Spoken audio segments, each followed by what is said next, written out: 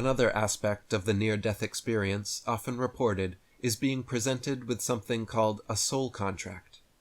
After an archonic light being appears and introduces itself as your personal afterlife tour guide, you may be led to the Akashic records or to a council of elders and shown a contract that you allegedly agreed to and signed.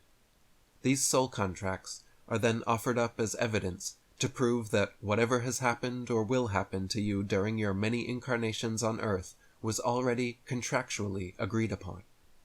For example, from the Near-Death Experience Research Foundation, Matt S. said, "I was made aware that there were things that I had contracted to do that were still undone, which was confirmation to me of reincarnation and contractual incarnation, that we pick our lives."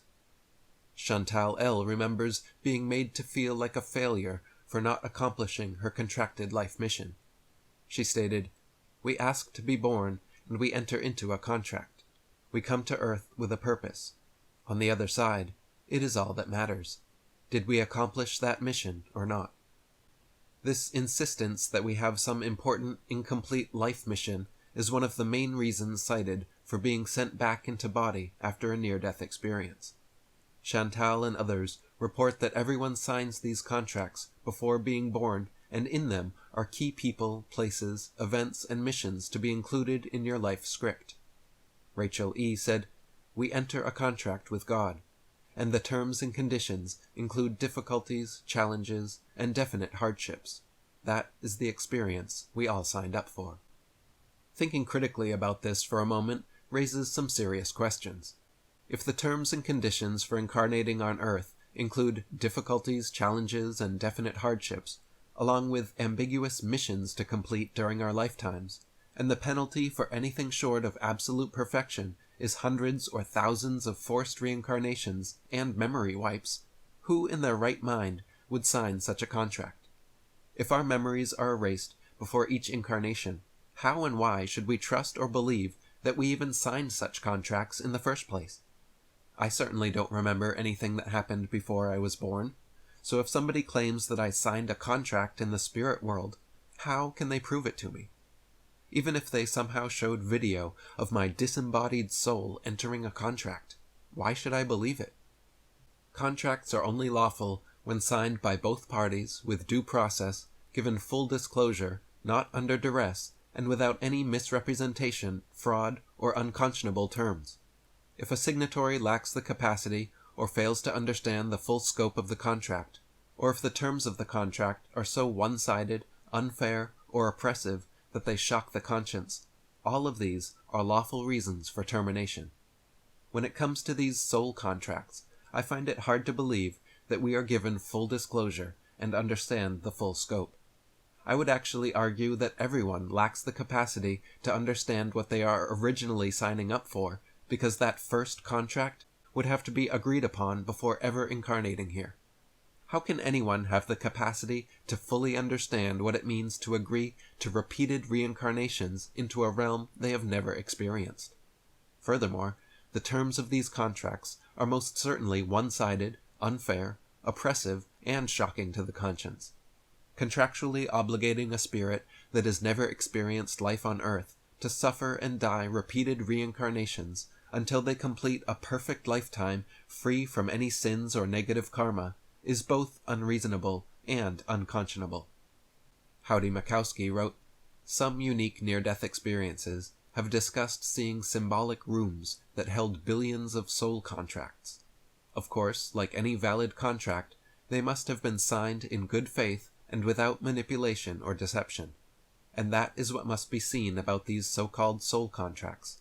No matter how these beings try to enforce these agreements, they are not valid due to the many layers of deception, lies, and pressure put into them. As such, they are all null and void.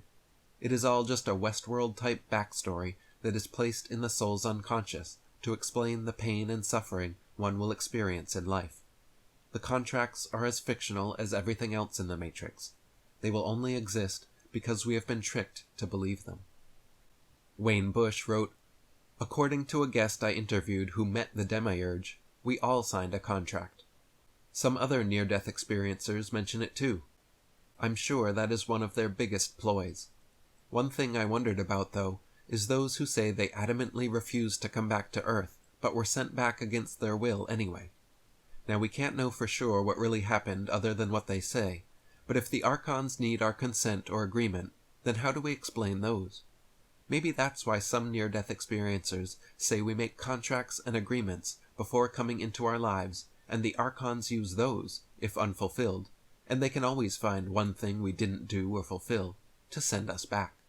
I think the contracts expire at our death, but just in case a promise extends past death, we need to revoke these contracts. They will surely use guilt and shaming tactics to get you to renegotiate. They will show you highlights of a life that looks enticing, but just remember the pain and suffering that can be endured. Don't let them manipulate you. You sin the second you are born and consume other life. You can never not sin and be born into a body.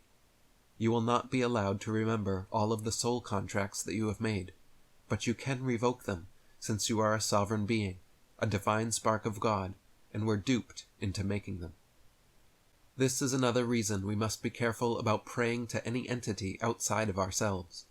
If we spend our lifetimes praying to something or someone else, whether for protection, to grant our wishes, or any other reason, then that puts us in its debt. These shape-shifting astral beings, or the demiurge itself, could leverage our prayers against us in the afterlife, insisting we now owed them. Any entity that claimed to be the one who answered our prayers would possess significant power over us. They could then guilt us into reciprocation through some sort of contract being fulfilled. For this reason, it is crucial while we are still alive to intentionally and adamantly revoke any and all soul contracts. I recommend creating a personalized contract termination ceremony where you write and then verbalize your revocation aloud. For example, you could recite, "I am a sovereign being. No entity has any authority over me but myself. I hereby revoke any and all previous soul contracts or agreements. I have no memory of entering into any such contracts or agreements, but suspect I may have intentionally had my memories erased before incarnation. If it is ever claimed that I willingly entered into a contract, but then subsequently had my memory erased, that would constitute fraud, misrepresentation, and violate the necessity of full disclosure. It is impossible to convince me that I would ever consent to a complete memory wipe, which makes any contractual obligation after such a process null and void.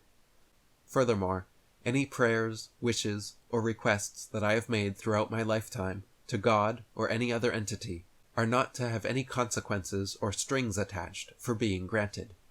If I was assisted and my prayers answered, I give my honest and sincere gratitude, but refuse to accept any imposed contracts or agreements as a result.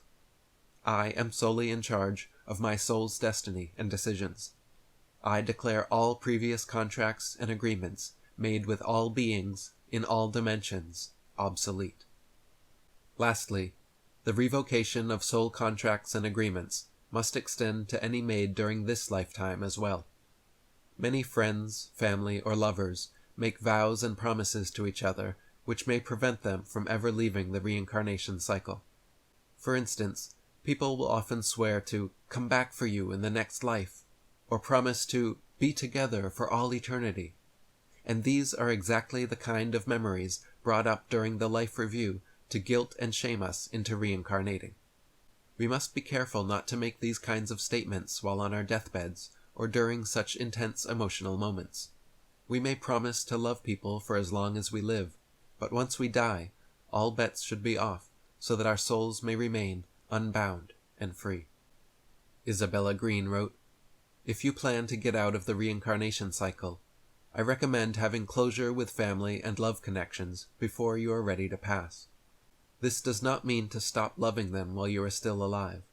On the contrary, love with all your might, right there and then, but pay attention not to make any promises to come back for a loved one, or to follow them across time and incarnations.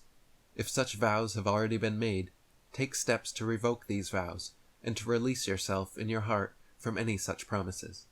Complete your love agreements within the lifetime you consider or want to be your final incarnation on Earth. Be ready to depart with a clear heart that cannot be either guilted or seduced.